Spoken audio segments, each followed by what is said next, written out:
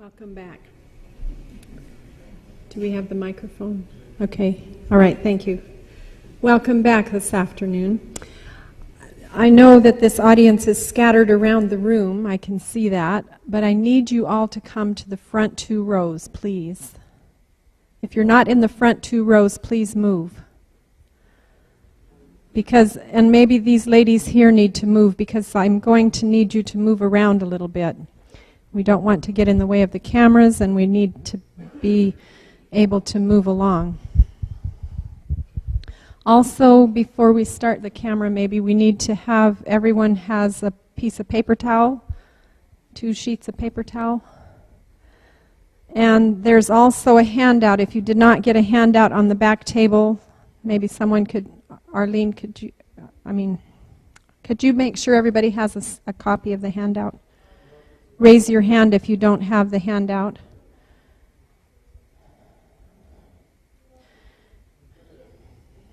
Okay. All right. Are we ready to begin? Let's start with prayer.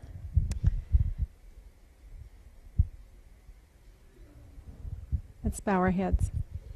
Dear Heavenly Father, we just invite your presence again as we talk about the use of water inside and out of our bodies. We ask that you would bless our efforts here today and that you would help us to realize that simple things can help us to be well. In Jesus' name, amen.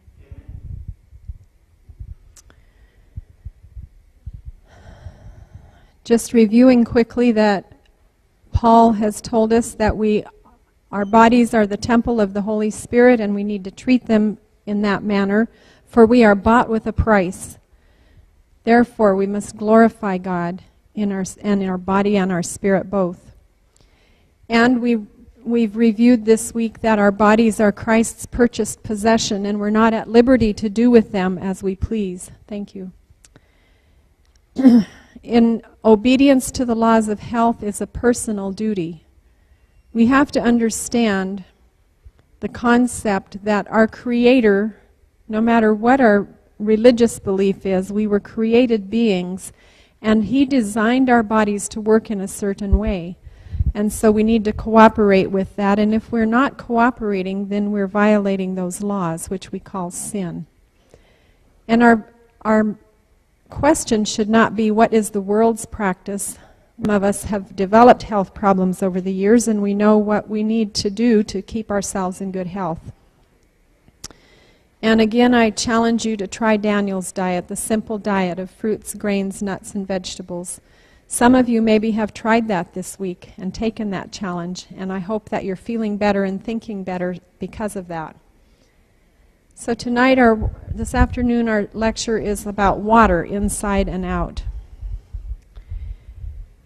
So I'm just going to go over a few principles, and then I have some demonstrations here for you. The first thing that we think about when we think about water is drinking water. The average amount for most people is 8 to 10 8-ounce glasses of water a day. The rule that we go by is to take your weight in pounds and divide that in half, and that is the minimum amount of water you need to be in good health. So for example, if you weigh 150 pounds, divide that in half, 75 ounces is what you need to be in good health. There are 32 ounces in a liter. So most people need about 2 liters of water a day. 8 8-ounce glasses is 2 liters. Frequent bathing is important. You know, they used to think that bathing would make you sick. Taking a bath would make you sick. Well, we don't want to take a bath and then get into a draft because you're really warm in a bath and then you get too cold and that can create problems. But we need to stay clean. Think of your skin as the largest eliminating organ in your body. You've got millions of pores all over your skin and they're constantly releasing sweat and toxins, and if we don't keep our skin clean, it can't breathe and work as well. We're going to be talking today about some therapies or remedies that you can use water to help you with different problems, so we'll talk about that in detail in a moment. And then we have all heard a lot about frequent hand washing. Everything we touch and every person we shake hands with, we pick up germs. And we don't need to be so attentive to that we overdo it, but we do need to make sure that we're washing our hands frequently. And then we know that water keeps the world green and growing. If we didn't have rain, we would have a desert. So don't complain when it rains. Here are some of the things that water does for us, and I'm not sure you can read that. It's not real clear. It's not real clear on the original slide. 75% of our brain is made up of water. If you're not drinking enough water, you can't think clearly and you can't process your thoughts properly. Water helps to regulate the body temperature. It helps to carry the nutrients and oxygen to the cells. It moistens the oxygen in our lungs for breathing. It helps convert our food into energy. It protects and cushions the vital organs. It helps the body to absorb nutrients. 75% of our muscles are made up of water. Do you ever get sore muscles from over-exercising? If you drink more water, it will help move that lactic acid out of the muscles and take that soreness away. 83% of the blood is water. Water helps to remove waste in the liver and the kidneys. 22% of the weight of our bones is made from water. And water helps to cushion our joints. I knew water was important, but I didn't know there was specific times that we should drink water until I saw this little chart, and so I just want to share this with you. 2 glasses of water as soon as you wake up helps to activate your internal organs. That just means it helps clean your digestive system so you're ready for breakfast, and it helps stimulate so you can have a bowel movement soon. 1 glass of water half an hour before you eat helps with digestion. But remember, we don't want to drink with our meals. 1 glass of water before taking a bath will help to lower your blood pressure. And 1 glass of water before you go to bed helps to avoid stroke or heart attack. And the reason for that is all this water through the day is helping keep your blood flowing smoothly. And so I recommend to you Adam's Ale. It's the best drink around. So what are some of the ways that water can promote healing? We find that our body weighs less in the water. So if you exercise in the water, it's easier. You know, they have exercise classes at the swimming pools for people that have arthritis or they're elderly. They get them down in the water and they can move freely and move those joints that are so painful or difficult to move. A cool or tepid bath will lower a fever. And colon hydrotherapy is very useful for a number of ills because a lot of our health problems come from constipation and a slow-moving colon. This picture here is a professional colon hydrotherapy salon, and then there are also home units that you can purchase. We read in Ministry of Healing, the external application of water, that means on the outside of the body, is one of the easiest and most satisfactory ways of regulating the circulation of the blood. A cold or cool bath is an excellent tonic. Warm baths open the pores and thus aid in the elimination of impurities. Both warm and neutral baths soothe the nerves and equalize the circulation. That's some of what we're going to be talking about today, because as we apply different temperatures of water, it helps the nerve endings and the muscles work together to bring healing and circulation to the area that's being treated.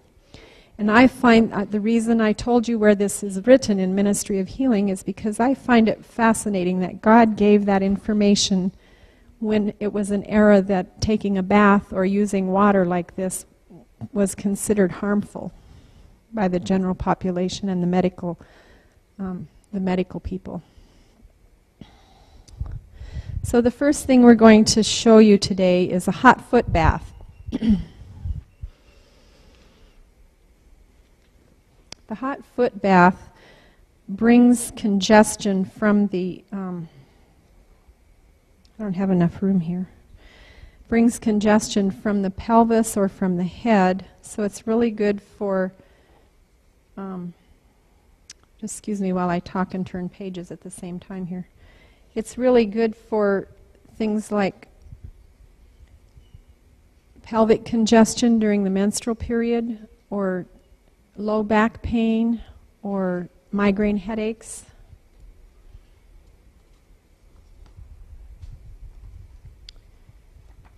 And it's important to put a cold cloth on the head at the same time. 1868. I was almost there and I couldn't find it.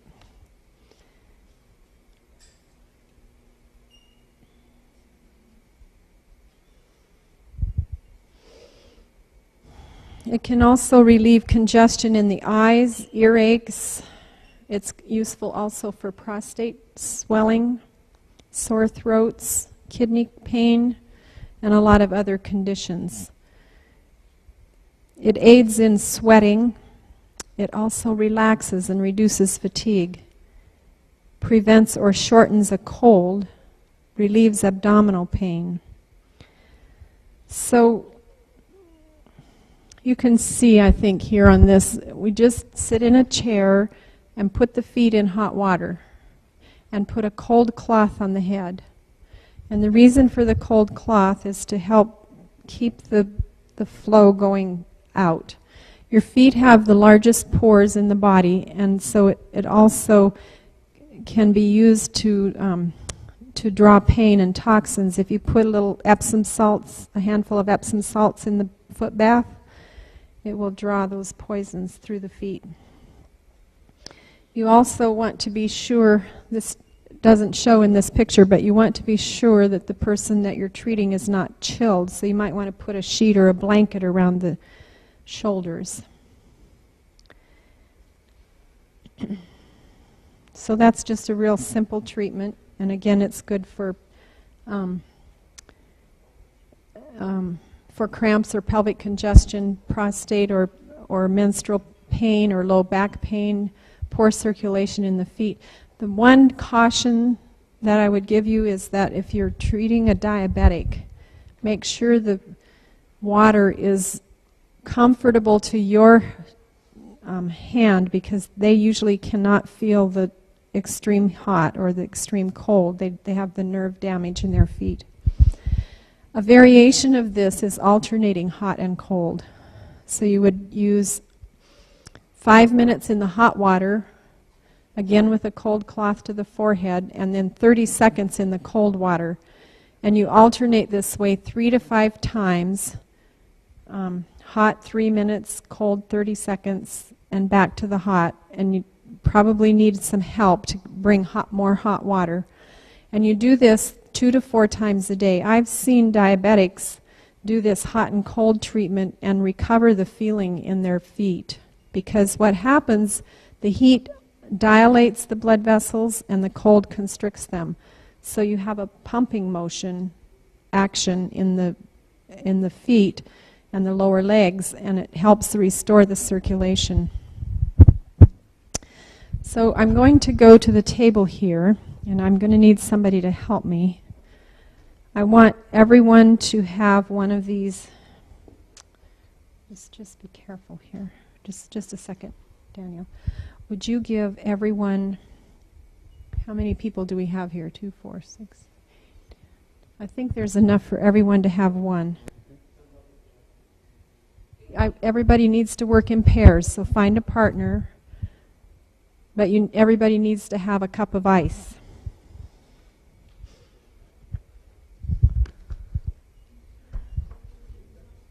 So while he's passing that out, I'm going to talk about ice.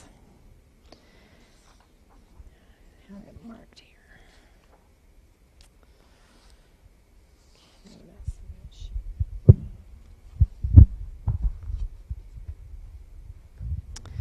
We're going to do an ice rub. And what I've done is just take a little Dixie cup and filled it with water and put a plastic fork in. You could put a popsicle stick or a spoon, something so that you have a handle to hang on to. And what I want you to do is, you can do this on yourself actually, you don't have to have a partner. But if there's not enough to go around, maybe you need partner. So what I need you to do is just take that ice out of the cup and start rubbing your skin. If you have a sore spot like a neck that's hard to turn, or a shoulder that's hurting you, or a knee that's aching, you can actually treat one of those locations. So what you'll feel first is cold. And if there's enough, could I have one, please? Roger? Let me have one.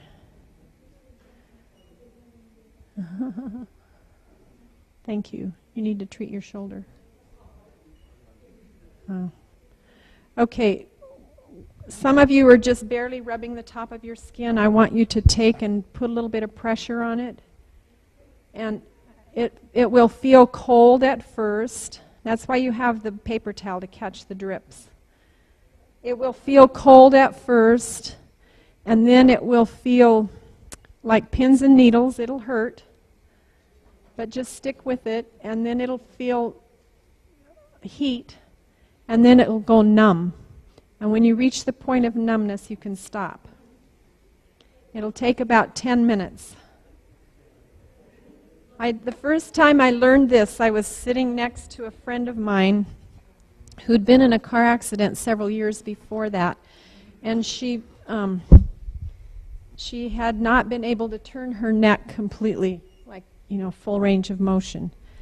And so, actually I wasn't sitting beside her, I was a couple of tables away, and I got one of those ice cubes and I sneaked up beside her and I started rubbing her, and she couldn't leave because we were in a class. And so sometimes this needs to be done by someone else. Sylvie, you need to use a little more pressure. Sylvie, you need to use more pressure. Yeah. Because it's uncomfortable. Maureen, you need more pressure. Okay. All right. So it goes cold, pins and needles, heat, and then numb. And so what you're doing is bringing circulation to that area, and it brings healing with it. This can be used for sprains and strains, backache, toothache, headache, pain, bursitis, swelling, congestion, inflammation, or even can help to, if you have a rapid or weak heart action, it will strengthen the heart. So while you're continuing to do that, we'll just move on to the next one. You want to be sure, before we leave here, if a person is sensitive to the cold, you wouldn't do it on their head because it might give them a headache, make their headache worse. And you would not use it if you start the treatment and it makes their symptoms worse, then you would stop it.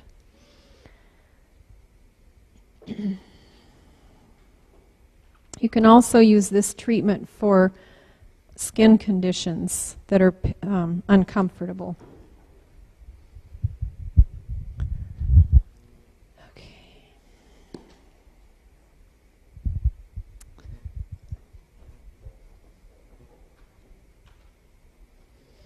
All right, for the next treatment, I need a volunteer to come and sit in my chair. Someone that doesn't mind being on the camera. We ran into that the other night. Okay, we are. Did everybody take the treatment clear through to numbness? Why did you stop? I want you to get the point. What? You might want to take your jacket. Okay, well anyway, you got the idea.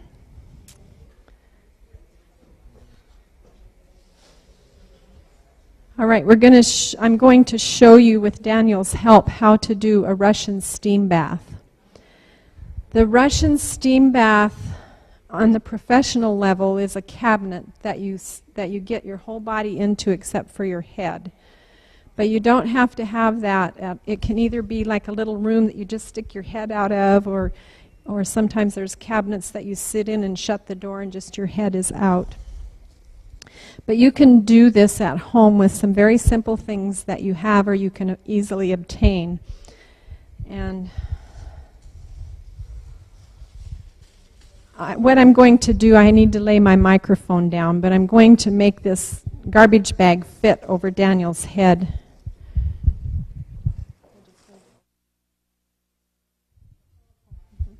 What? Why is it called Russian steam bath? Probably because the Russians invented it. I don't know. It's just its name. No, it's not just for Russian people. All right, so we opened the seam here, and then we just put it.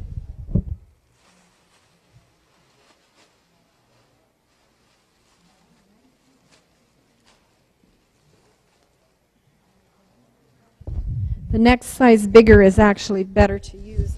But you know what you can use? If you don't have the big 30 or 35-gallon garbage bags, you can use a shower curtain, something plastic, okay? And then we need a towel around his head.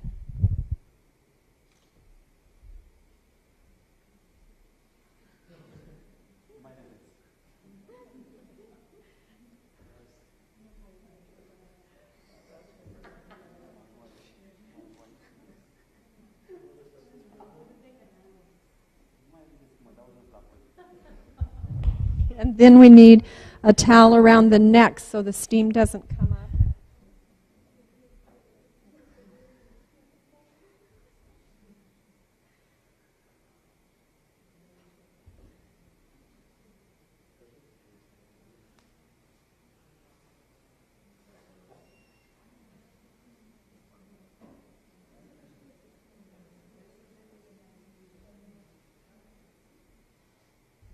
And then we need we just need one burner, but this is what was available. A 1-burner hot plate, and we're going to put this under.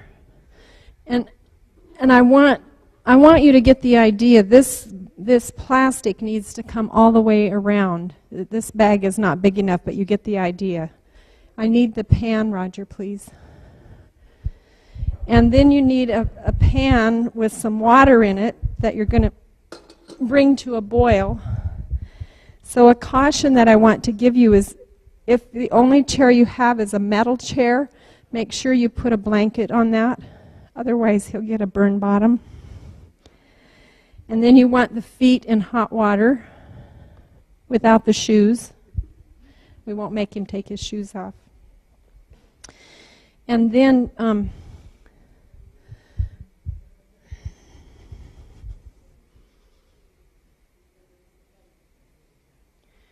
here's a picture of a guy in a, what happened to my pictures?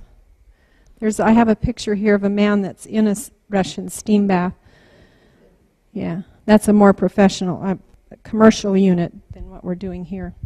If you don't have quite a long enough plastic, then you can just go ahead and put a sheet over.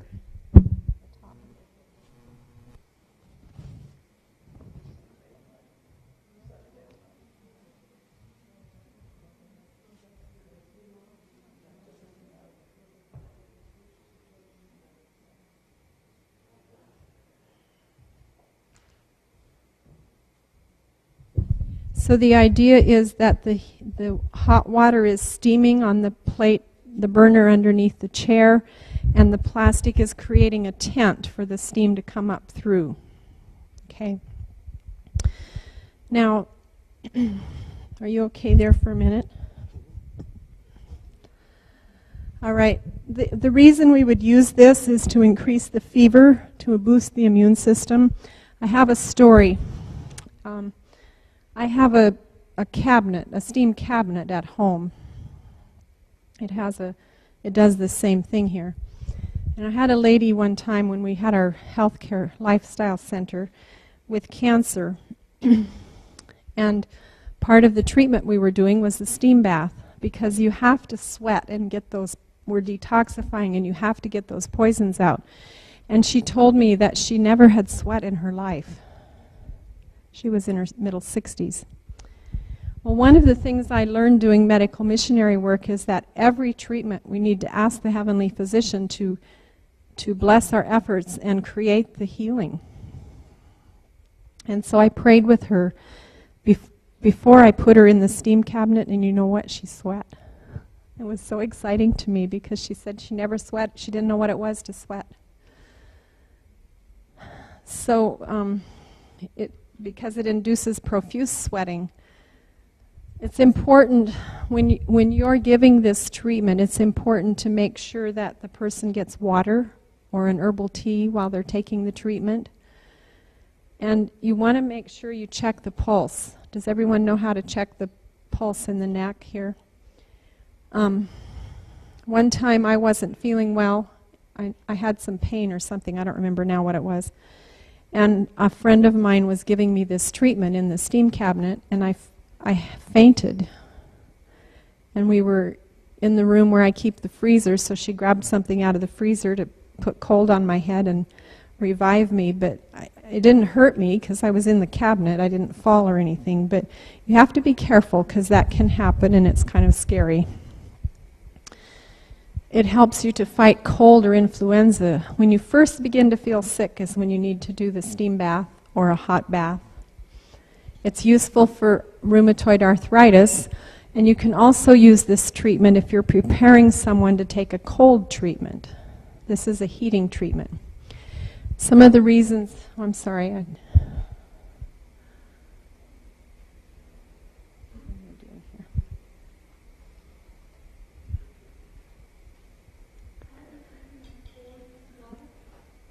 No, this one is hot water on the feet.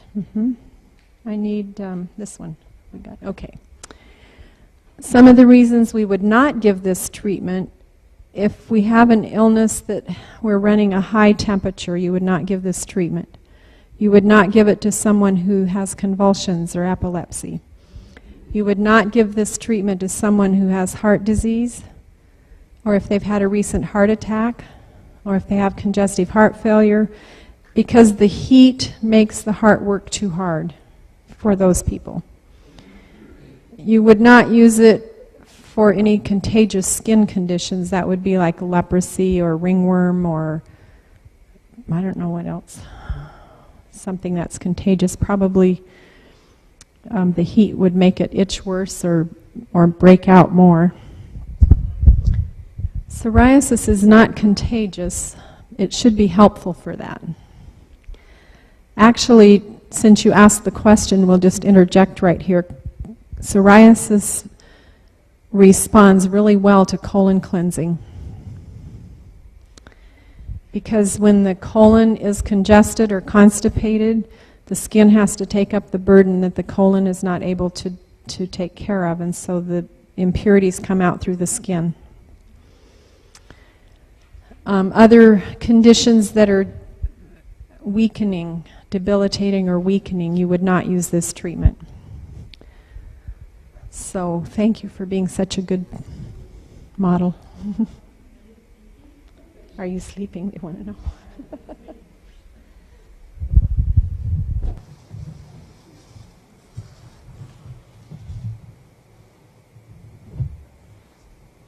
We still need that. Demonstration I'm going to do is the heating compress, and I need another volunteer for that. This is called a heating compress, and that sounds strange when I tell you what we're going to do. We're going to take the heating compress. You need a washcloth, and we're going to hold it. Going to wring it out in ice water. Elena says she's thankful it's not real today. And this can be used for a sore throat. That's primarily what we would use it for. Can you hold that in place for a moment? Cold water? Ice cold water, preferably, but you can use just cold tap water. So you put the folded washcloth, And then a piece of saran wrap to hold the moisture in place.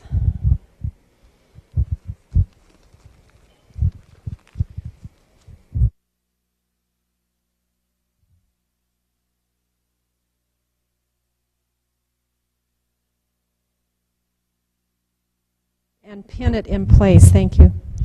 And so why do we use ice water? Well, the ice water, because it's so cold, stimulates the body to bring heat to that area. And as it warms up, the coldness there, it takes away, because it increases the circulation, it takes away the inflammation. And you can use this same concept. I gave you a handout there that has a picture. You can use the same concept for chest congestion or for an elbow or a knee that's inflamed. And so you can you just put that ice cold cloth against the area that you're trying to treat. I like to use the plastic wrap to hold the heat in, and then if you're using it on the chest, you can use a tight-fitting t-shirt. If you're using it on a joint, then you would put an ace bandage around it. This one around the throat, you can put underneath a turtleneck so nobody knows you have it on. You can wear it all day, or you can put it on at night before you go to bed. That wasn't too painful, was it? Thank you very much. Thank you. Yes. Yes, it's Neti Pot. Are you familiar with this, or is this something new to you? The Neti Pot is something you can find in any drugstore or pharmacy, and it's excellent for sinus irrigation. And so what you need to do is put warm water, like body temperature water, and a pinch, I'm going to let you go ahead and put the salt in. Just put a pinch of sea salt, or some of them come with the salt in the package when you buy the Neti Pot. But you just need about a quarter of a teaspoon or less. If you try to do it with just plain tap water, even well water, it will burn your nose. But when you put the salt in it, it's more like body fluid. And you do this over a sink usually. Do you need the bigger pan? What happened to our pan? Oh, I kicked it under the table. And here's a rag you can use. So we're just going to get out of his way and let him show you. The idea of this is to moisten your sinuses so you can clean them out. When you go to bed, you can't breathe. You can only breathe through your mouth. Well, when you use this process here, it'll clean out your nasal passages where you can breathe through your nose all night. I was up in Prince Edward's Island here about 3 years ago doing a literature distribution, Steps to Christ, and before I left home, I had a little bit of a problem in I was coming down with a sinus congestion, and I took my Neti Pot with me, which was a miracle in itself. And I was using, from the time I would use my Neti Pot in every evening, I was going through a half a roll of toilet paper just to clear my sinuses. It was a mess. That was the worst I ever had it, and I happened to have the right thing. But I'll show you how it's done. It's not very, the first time you do it, it's very uncomfortable. It is. And everybody is looking at it. It's strange, but it's not painful. That's what we want. No. And you have to use the salt. Do not use plain water, and use it at body temperature as well. But the idea of it is to go in one side of your nostril and then out the other. I did this winter. I had 2 bouts of flu, the nasal congestion, and it really shortened up the time that I had to spend blowing my nose. The sea salt. Mm-hmm. Yeah, you have to. This is Celtic salt, but sea salt is necessary. this is the way that they teach you how to do it, but then now the way that I will do it, I'll put it in my nostrils, and then I will get it running. I will pinch my nose off, then I'll get my head way back, not that far back, but but way back, and then from one side to the other, and then down. And the water will even come out of your eye, the teardrops of your eye, tear ducts. I'll show you again.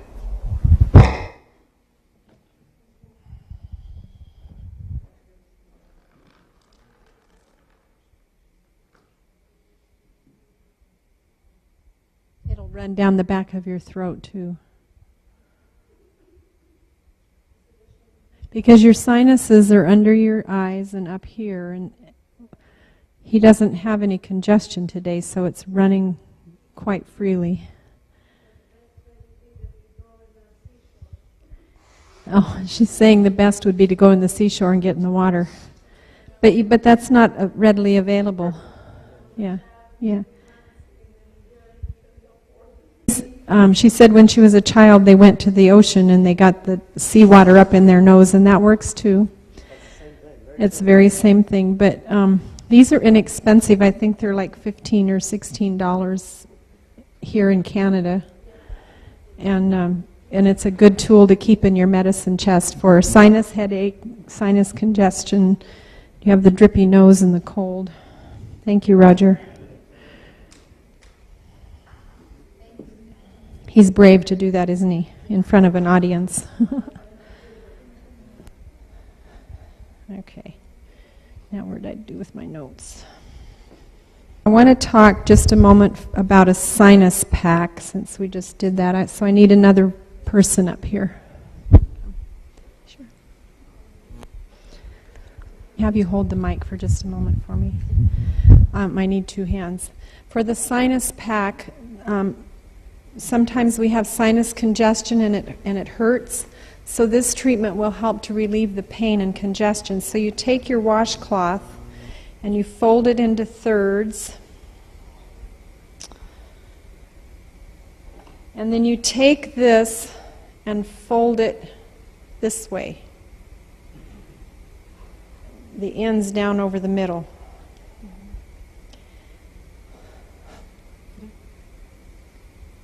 Can you see that? You got the point? Okay. And then, if you'll sit on the chair here. And then you just take this and apply it like this over you bring it out in hot water. And then you just apply it like this, and you're getting the sinuses here and here.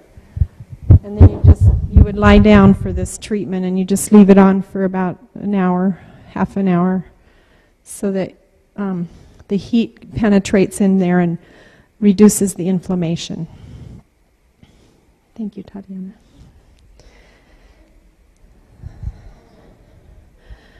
Quite warm. How warm should the water be? You don't want to burn the skin, so it depends on the person you're treating. But it needs to be quite warm. Okay. And then the last treatment I'm going to talk about right now, I think I have a couple of other things on the slides there, but I'm going to tell you how to do a fever bath for a child.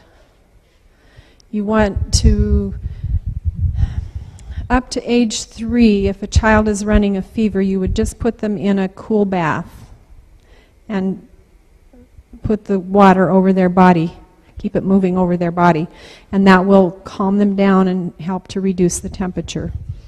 I worked in an old-style sanitarium back in Fletcher, North Carolina. From here it's down, but in the 1970 era. And at that time they had one of those old clawfoot bathtubs, you know, the big old bathtub. And when the children would come into the emergency room with fever, we'd put them in the bathtub in ice water and bring their temperature down. But they don't take the time to do that anymore in the hospital emergency room. So after the age of 3, you can do this treatment with them. You place the child up when they have a fever up to 103, you place the child in warm bath water, and the temperature of the water is around 100 degrees Fahrenheit. And you increase the temperature of the water gradually, checking their temperature frequently until it goes up 1 degree. So if their temperature is 101, you bring it up to 102. And as soon as the temperature is up there 1 degree, then you take, that really did have ice water in it. Then you take a pitcher of ice water and you pour it over the back of the neck. The child will scream and holler, because they'll scream and yell because it's cold and it's a abrupt change of temperature. But the temperature regulating mechanism is in the back of the head, at the base of the brain, and when you pour that ice water on there, it lowers the temperature just like that. It breaks that fever.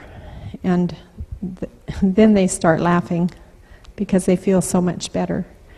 We've done this several times, and it's amazing how quickly it works and how much better the child feels.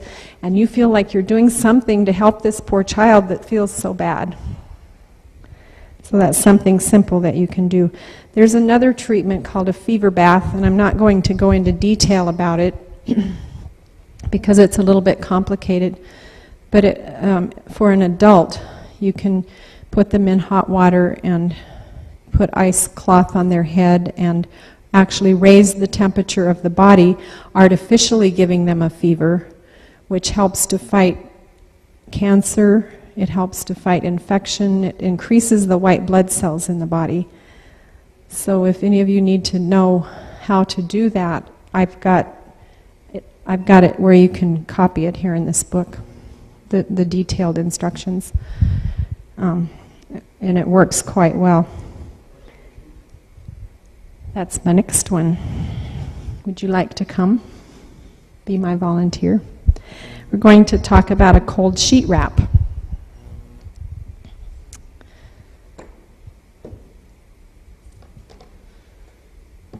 It's here a little bit. Primarily, what you should do is take a hot bath, get into a hot bath where you're almost sweating, and then, or a shower, but preferably, get something where you're really hot and you're starting to sweat. That's ideally the best. And a cold sheet wrap really works well. We had a lady come into our home one day. She was on the 5th floor of the hospital, which is the psychiatric ward, and she couldn't sleep, and they gave her enough. Yeah, she couldn't sleep for days, and they gave her enough medication to put several people to sleep, and here she was up. She'd sleep for maybe a half hour or so, and she's up walking around. And as soon as she got out of the hospital, she came up to our place, and she did one of these cold sheet wraps, and she slept like a baby. And this is how we do it. Just a little bit more detail. This person did something that I highly recommend nobody ever does, and she didn't ask anybody. She just abruptly stopped taking her hormone replacement therapy and her thyroid replacement. She just decided she didn't want them anymore. And it threw her into a manic state. Her brain was so active she couldn't rest. And they had to take her out of her home in a straitjacket. It was really dramatic. And at the point that she came to our home, she checked herself out of the hospital because they wanted to do electric shock therapy to stop that hyperactivity of the brain. So I'm just telling you that's a really dramatic story, and all I did was put a cold sheet on her, and it calmed her right down, and she went to sleep, and she was able to rest from that point on. So yes, praise the Lord. Of course we did it with prayer. But this is also used for other types of mental illness when they're so agitated and they just need to calm down. It can be used for infections or fevers. It can be used as a general tonic in chronic illness. And it can be used for eczema. If a person has a skin rash all over their body that they just can't seem to find a cause or a reason for, it helps to calm that itching down and the pain of it. You would not use this treatment if a person has blood clots or a tendency to develop blood clots in the leg, or if they're have a tendency to faint, nor would you use it if they have boils and abscesses on their skin. So as Roger said, first they need to have a heat treatment. So a quick hot shower, a hot bath, or this Russian steam bath that I showed you, any of those things will be helpful to warm them up. And then you take this sheet, you can't do it yourself. I can hold this. You can hold the microphone. You take the sheet and you wring it out in ice cold water from the tap. Adriana's going, oh. And ideally you don't do it with your suit on. Yeah, you can take everything off but your underpants. And for women, you need to leave one arm out because women tend to be more claustrophobic than men. I don't know the explanation physiologically for that, but so maybe somebody else can hold the mic for me.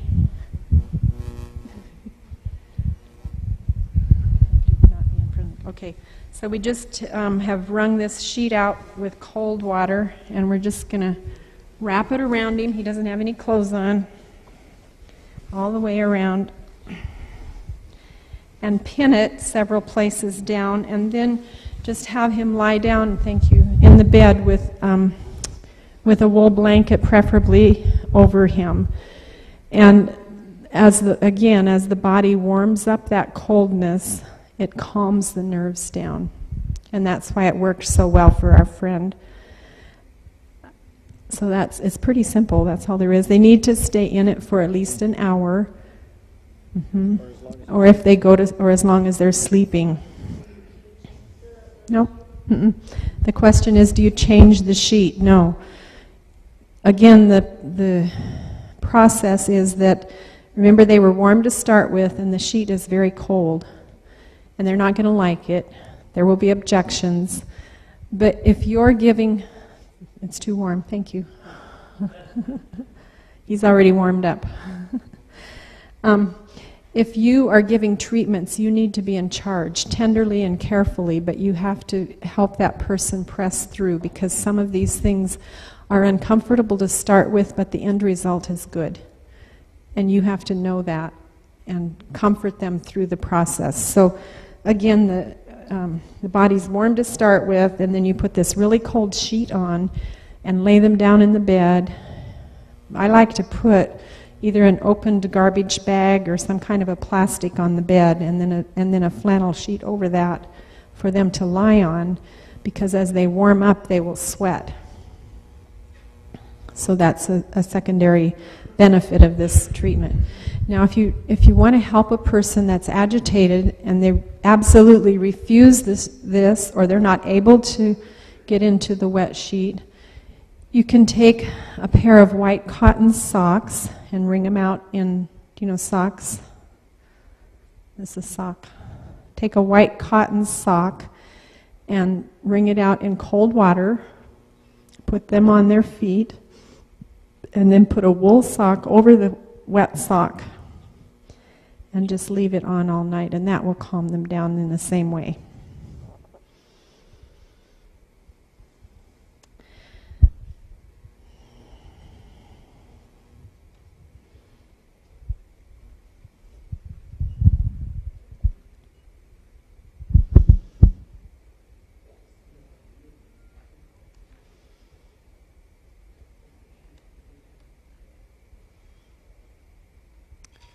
Okay, the major organ that the body uses to dispose its toxins is the skin. I already mentioned that.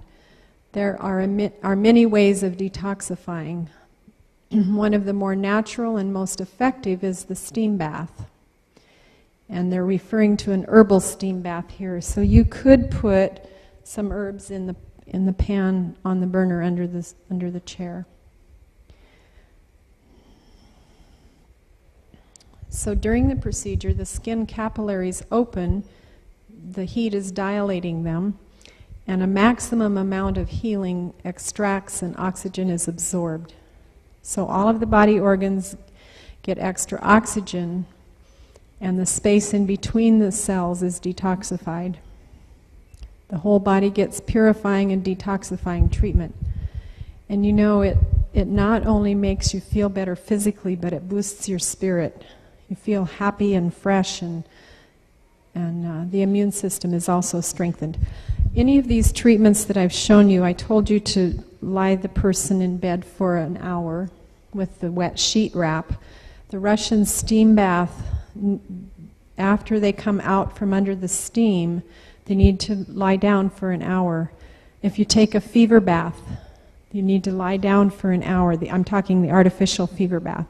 And the reason is that hour after the heat treatment is the time that the red blood cells are the white blood cells are multiplied. The body actually makes more, so it strengthens the immune system, and we need to rest so the body can rev up and do its work. I thought this was a cute little picture. Can you see that squirrel? He's getting a drink of water. In health and in sickness, pure water is one of heaven's choicest blessings. Its proper use promotes health. It is the beverage that God provided to quench the thirst of animals and man. Drunk freely, it helps to supply the necessities of the system and assists nature to resist disease. Have you heard of the book, The Body's Many Cries for Water? I recommend that book, and I can't pronounce the name of the man from India that wrote it, but he was a political prisoner. He was a medical doctor and taken prisoner. And while he was in prison, there were a lot of other people there too that were sick. And so the prison officials pressed him into service to take care of these sick people, but he didn't have anything to work with. He wasn't used to working with nothing. He was used to having pills and potions and therapies and whatever. So the only thing he had to work with was water. And he found that a lot of the people in the prison were dehydrated. They didn't have enough water. He healed ulcers by telling his patients to drink more water. And the book describes his experience there, and it was really interesting. At a point in time after he'd been there for a couple of years or so, the prison officials came to him and said, "Well, we're releasing you, you can go now." And he said, "But I'm right in the middle of this experiment." And he'd been documenting all these people that conditions had been helped by drinking more water. And he requested that he could just stay for a few more months and finish his experiment, and they allowed him to do that. And so if you get a chance to read that book, it's a little bit technical, but it's very interesting. The Body's Many Cries for Water. And the last name starts with Bat, B-A-T, but it's a long Indian name from India. I don't remember. Thousands have died for want of pure water and pure air who might have lived, and thousands of invalids who are a burden to themselves and others think that their lives depend upon medicines from the doctors. They are continually guarding themselves against the air and avoiding the use of water. These blessings they need in order to become well. If they would become enlightened and let medicine alone, and accustom themselves to outdoor exercise and to bring more air in their houses summer and winter, and use soft water for drinking and bathing, they would be comparatively well and happy instead of dragging out a miserable existence. I have another story for you. About 2.5 years ago, Roger, up until that time, was the guy that, I'm not drinking any water because then I have to get up and go to the washroom, or I have to bother somebody on the airplane, or it's inconvenient, I have other things to do. But he went to Australia, and on his return trip from Australia, he was in New Zealand. He had to travel 10 hours by car, 4 hours by plane to get back to Sydney, and then he decided, instead of resting a day like his trip was scheduled, he decided to get on the airplane and come home a day early. So in addition to the 14 hours he'd already traveled, he traveled 14 hours in the airplane. And all of that time, he didn't drink very much water. Well, about a year or two before that, he'd had a severe injury to his leg, bruised the bone all the way down from the hip to the knee. And, of course, that leaves scar tissue, right? So 3 days after he got home, we had to put him in the hospital because he was having a lot of pain breathing, and he could only get his air from here up. And what we discovered was he almost died. He had multiple clots in his lungs, one partially collapsed lung, and a blood clot in his leg that had broken off and into pieces. It only takes one blood clot, if they're large enough, and you're done, if it goes to your lungs. I'm thankful that he recovered from that, but he also recovered his opinion about drinking water. Now he drinks water no matter what, and we stop when we're traveling in the car and get out and move around. If we're on the airplane, we move our feet up and down and exercise our legs. But it was interesting when we were trying to find natural ways to help dissolve the blood clots, that water helps us prevent blood clots because it keeps the blood thin and flowing. Just think about it. If you don't have enough fluid volume, it gets thick. But if you're drinking enough water, it stays thin enough. So I just encourage you to drink your water. The scripture tells us a lot about water. In Psalm 42, verses 1 and 2, that one doesn't show up very well. As the deer longs for the water brooks, so my soul longs for you, O God. My soul thirsts for God, for the living God. So David is encouraging us to be like the deer. He's always looking for water. And our relationship with God is like that, isn't it? We're always looking for more. And then in John 7:37 and 38, Jesus said, if anyone is thirsty, let him come to me and drink. He who believes in me, as the scripture said, from his innermost being shall flow rivers of living water. And then in Isaiah chapter 17, verse 23, I believe. The Lord is my strength and my song. He has become my salvation. With joy you will draw water from the wells of salvation. What does that bring to your mind? Is there a story in the Bible that you think about when you think of wells of salvation? The woman at the well.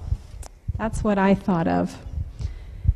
Christ said to the woman at the well, the Samaritan woman, if you knew the gift of God and who it is that says to you, give me to drink, you would have asked of him and he would have given you living water. If you don't know the story, Jesus and his disciples were on their way down the road, and Jesus knew that this woman was seeking something more than what she was looking for. And he sent his disciples on into town to find something to eat, and he sat down by the well. And this woman came to draw water from the well in the middle of the day. Well, first of all, Jesus was a Jew, and this woman was a Samaritan, and they didn't speak to each other, the Jews and the Samaritans. They wouldn't have anything to do with each other. The second thing that's unusual about this story is that this woman was coming in the middle of the day. Usually the women came in the morning to draw their water from the well. But this woman was kind of an outcast in her community. I didn't bring up the whole story here, but Jesus knew what her heart was, and he asked her to go and bring her husband to talk to him. And she said, but I don't have a husband. And he told her that he knew that she was living with a man that she was not married to, and that she'd had 5 husbands before that. And so she had a status in the community that wasn't very well received. And so Jesus speaks to this woman who's first of all Samaritan and second of all a commandment breaker, right? And she was an immoral woman in the community. And he said, if you knew the gift of God and who it is that says to you, give me to drink, because he had asked her for a drink of water, she would have asked for the living water. And Jesus said, whoever drinks of this water will thirst again that's in this well. But whoever drinks of the water that I will give him will never thirst. The water that I shall give shall be in him a well of water springing up into everlasting life. Thus is presented the experience of a thankful heart. It continually overflows in blessing to others. And you know what the end of that story was? She ran back to the town and she told everyone that she'd just met the Messiah. She'd just met Jesus. And you know what? She told the blessing that she'd received from him, that living water. And you know what happened? The whole town was ready to hear all about it when Jesus came to town. So she was an evangelist. And everybody in town knew what her life was like. And here she was a changed woman by that one encounter with Jesus. And so they were listening. She had something important to say. So I just want to leave you with that thought. When we drink of that water, that living water of salvation, it brings a blessing to our hearts and a thankfulness that we never had before. And we can't help but share it with others. And along with that, you know the concept of fill my cup, Lord? If we don't come with our cup every morning and ask him to fill it, then we don't have anything to give. You can't give from an empty or a half full cup. So we need to remember. Yes? Oh, okay. I have one other thing to share with you. I just wanted to close up those thoughts on water before I share with you about the herbs.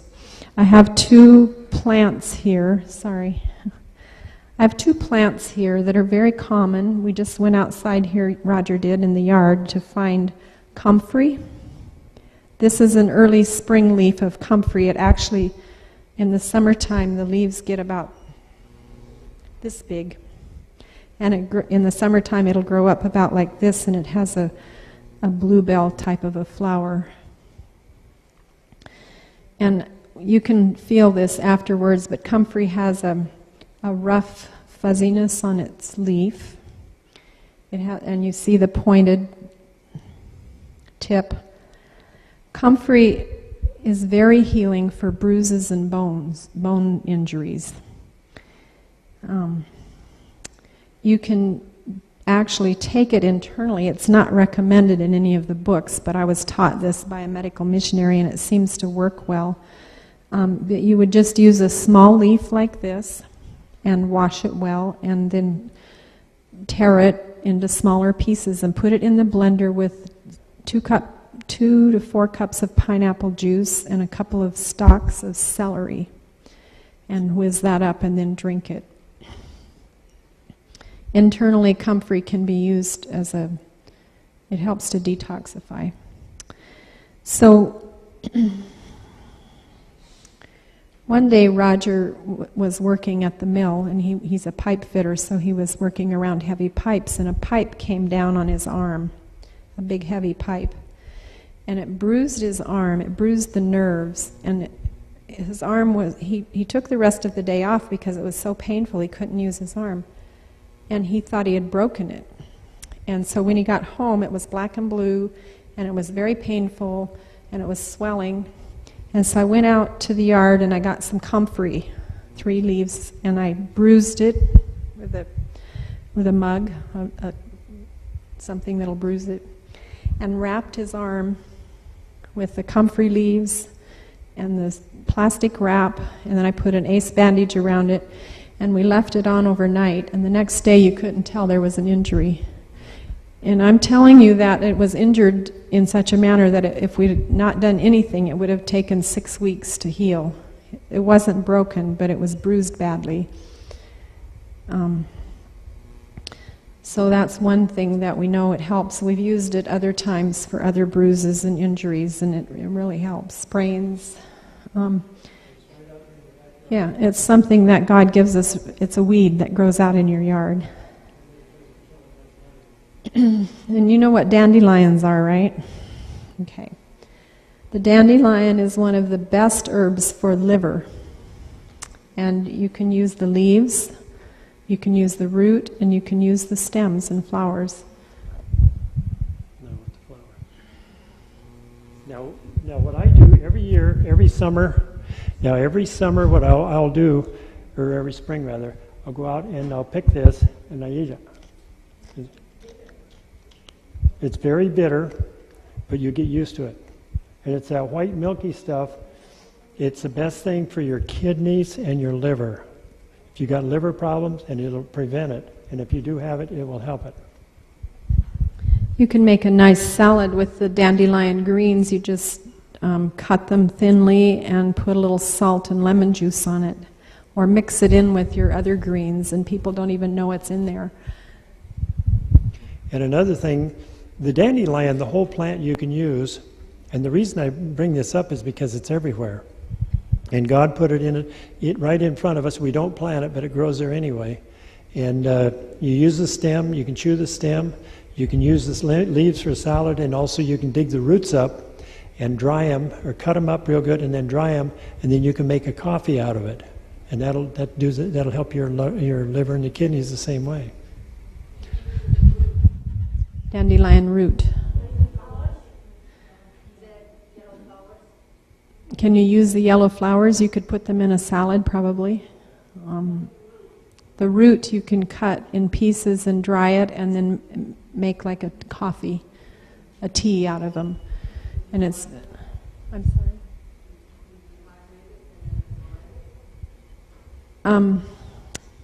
You know, the question is, do you dehydrate the root and then grind it? You could. When I've purchased dandelion root, it's usually in chunks already, and it's dried. So you could do it either way. If you have a grinder that'll grind it. The root and the leaf are good for the liver. Yeah. Yeah, you would just boil the root. So I hope that these two, we're going to have questions and answers in just a moment. I hope that just giving you a glimpse of these two herbs that are freely available will encourage you to go and study the plants around you and find out what they're good for and use them. Some of them you can use for food, some you would use for medicine. But God has given us the healing in the plants to be for our benefit. And when we get to heaven, we're going to have all kinds of leaves around us. I don't know if they're going to be the same as what we have here, but even with the thistles and the thorns, He's given us benefits. So that's the end of our presentation for today, but we'll open it up now for questions. Do we have paper that people can write questions on?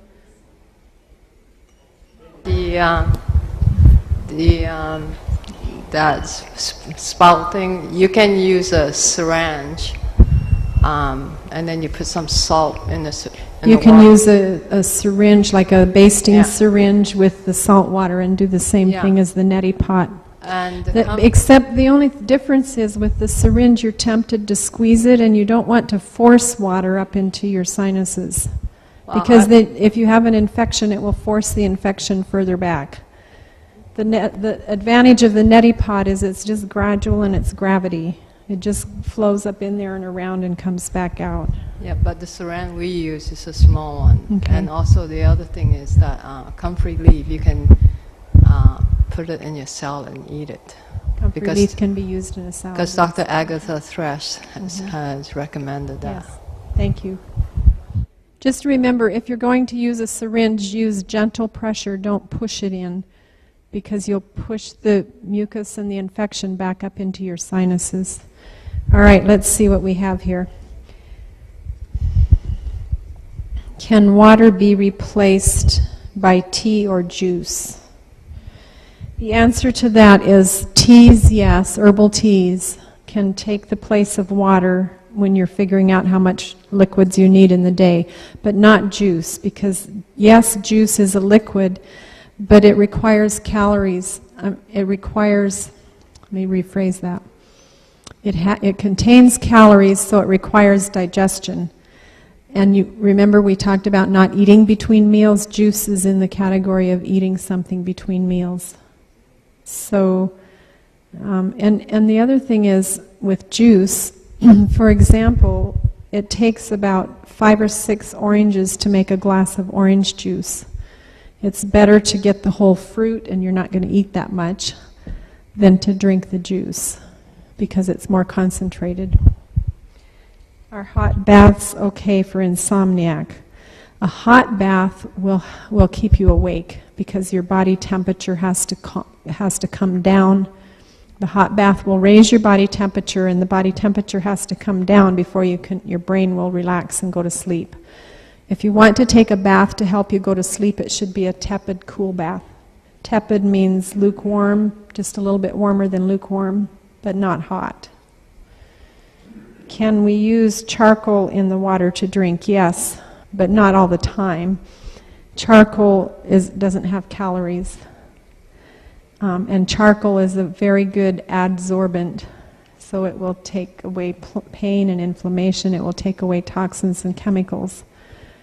So you need to be careful not to take it close to any other medications you're taking that from the pharmaceutical, like drug medications, because it will take those medications out as well. So you need at least an hour or 2 away from those medications. Okay. Charcoal is made from burned wood, and then it's ground into powder. And the activated charcoal has been put under steam pressure, which opens the pores in the charcoal and gives a greater surface for those toxic wastes to hang on to. What do you recommend for psoriasis? Colon cleansing. Change the diet so that there's more raw foods in the diet. Drink more water. And check into parasite cleansing. I've seen psoriasis clean up with that as well. The comment here is this person has heard that there is no cure for psoriasis. There's a cause for everything. And I'm not smart enough, and I don't know anybody in the world that is smart, not that I'm smart, but that can find the cause for everything that we experience. But we need to try. Sometimes that's a process of elimination. Try one thing, it doesn't work, you try something else, and pretty soon you find how to help yourself or find what's causing it. Psoriasis seems to be made worse by stress. So you have to learn how to reduce the stress in your life.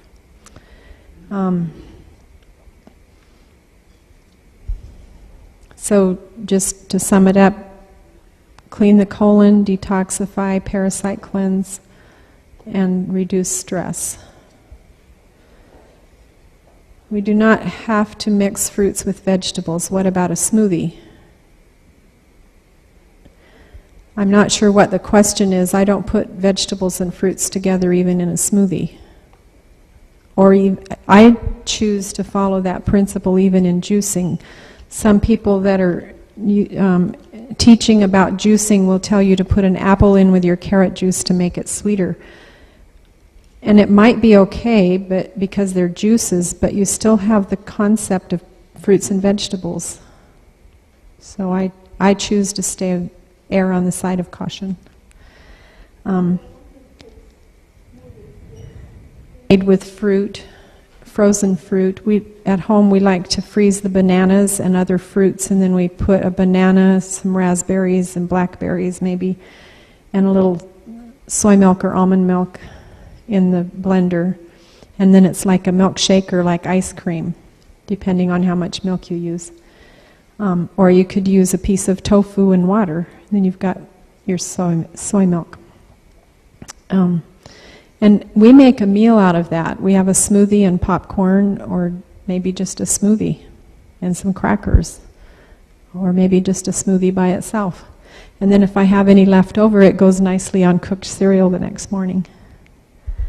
So, not with, the question is, I don't put green leaves in the smoothie, not with fruit. No. In my mind, that's mixing fruits and vegetables. Green leaves are in the vegetable realm. The first water procedure for pelvic congestion is good for suffering men of prostate as well, yes. The prostate, as men get older, their prostate enlarges. Sometimes it becomes infected or inflamed. And the hot foot bath is good for that congestion as well. Adam's ale is the best water to drink. What is this, or who is this Adam's ale? Who was the first man that God created? Adam. And what did he give him to drink? So therefore we have water is Adam's ale. It comes without a label, but Adam was the first man and water was the first beverage, and so I call it Adam's ale.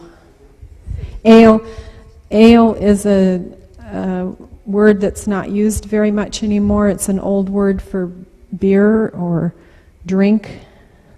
A drink that you would, ginger ale, we use that now, or they had the ale houses in England, in times past, in the 1700s or something. So ale, A-L-E, means a drink. So Adam's ale is water. It's not anything that's labeled or bottled anywhere or manufactured. Bottled water is more expensive than gasoline. Think about it.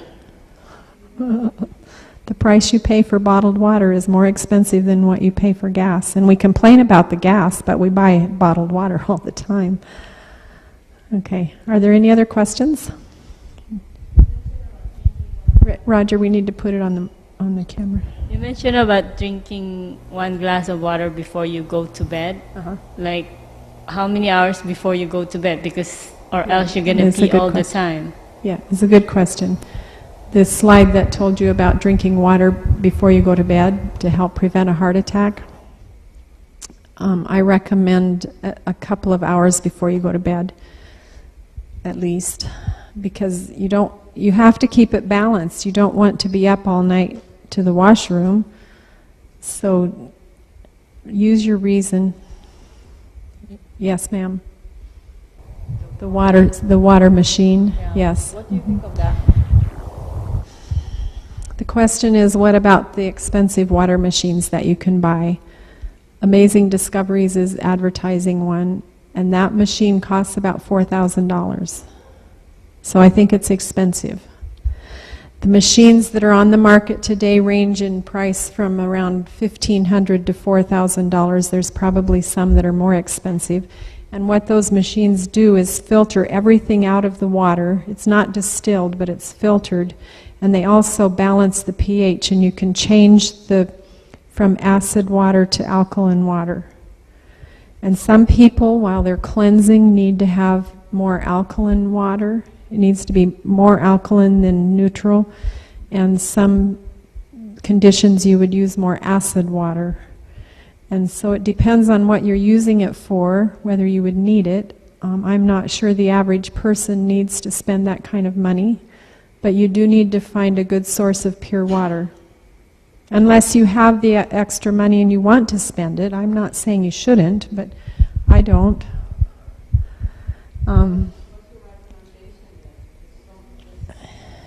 Well, the simplest thing, the question is, what's my recommendation? The simplest thing, if you have city water system, is to take your pitcher like this, or a glass pitcher, and put your water in there and set it on the counter for 2 hours, and the chlorine will evaporate. I don't know that gets rid of the fluorine, but the chlorine will evaporate. Yeah, you want to use glass if you can. Well, in my listening to news, they stated that they had done research that city water contains so much chemical, even female pills, hormone, whatever, in the system of our water.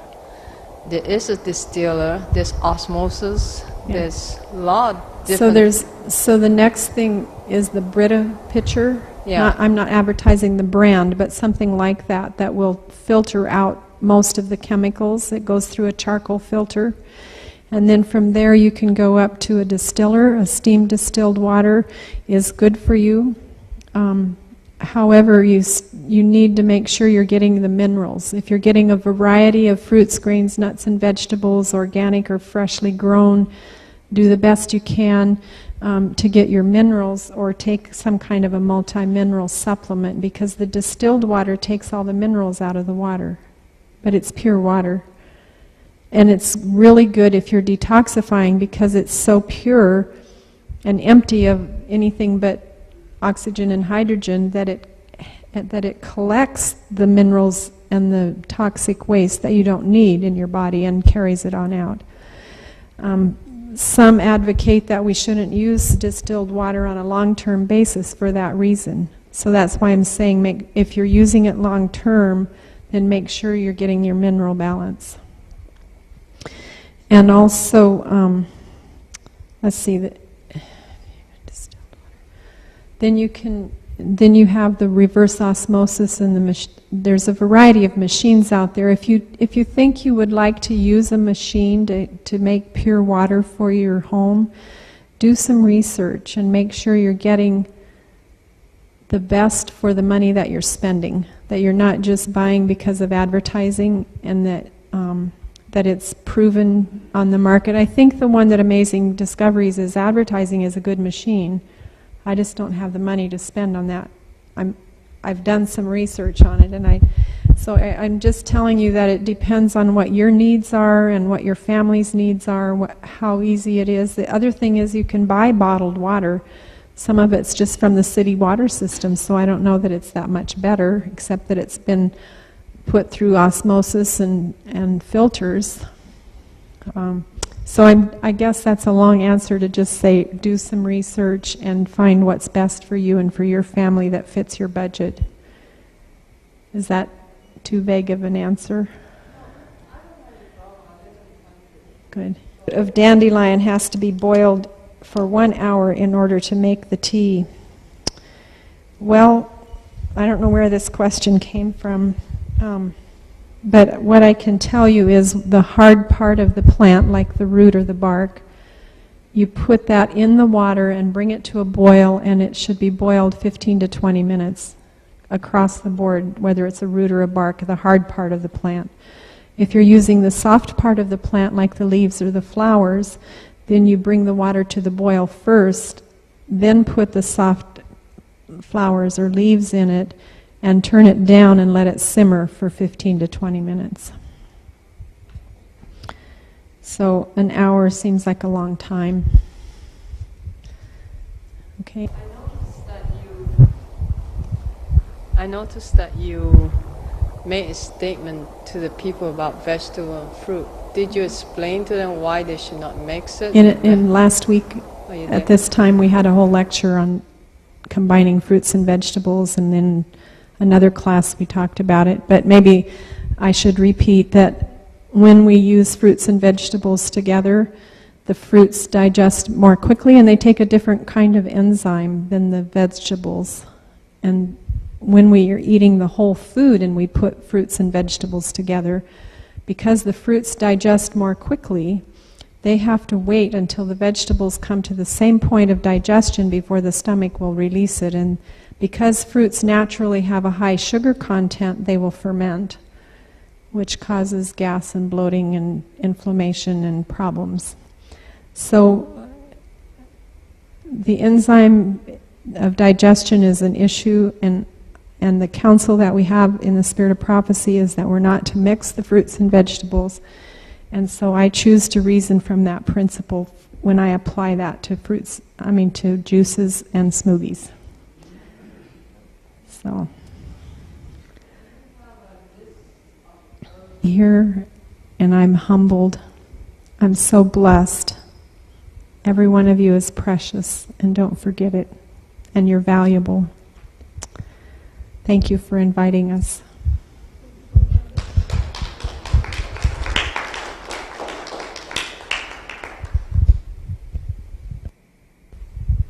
Okay. Dear Heavenly Father, we just thank you for this time we've been able to spend together this week. Thank you for the ministry that's going on here even after we leave. And I pray that each person that's listening to this series of classes will be blessed and encouraged to study more and draw closer to you and get to know you better, get to know our bodies better, and get to know the reason that you have us here is to share the blessing of thankfulness that you've given us, that living water of salvation with those around us. And we just give you praise and honor and glory in Jesus' name. Amen.